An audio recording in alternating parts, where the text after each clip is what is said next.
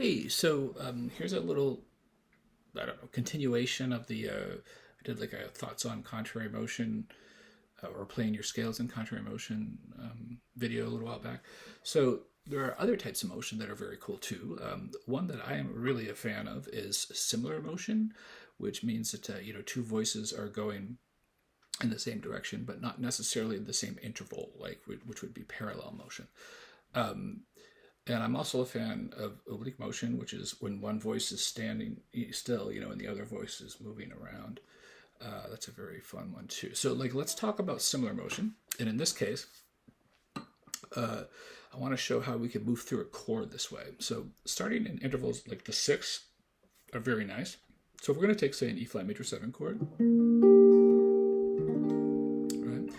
And we could start any number of ways. Let's start here on the G and the B flat. So this is going to be your fifth degree and your third up on top. Now, what I'm going to do here, I'll show you first and then I'll explain it. So it goes like... All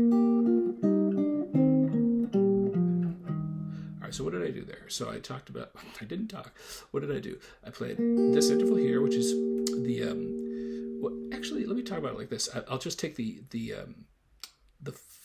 focus points first. So this is your fifth and third of E flat, right? And then I went to this six, which is between your third and root.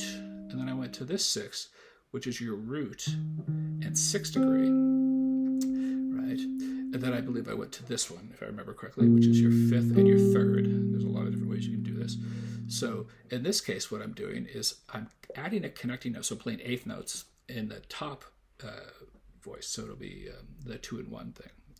So, for example, I'm going, I want to get to this one, right? So I just, so we do that little connecting note from the third to the second as a passing tone into the root, like that.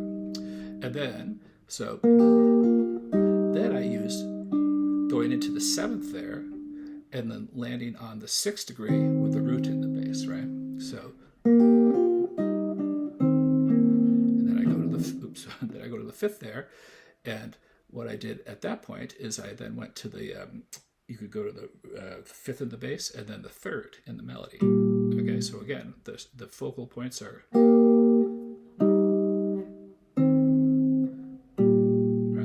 and so I'm just adding a connecting note in between each one.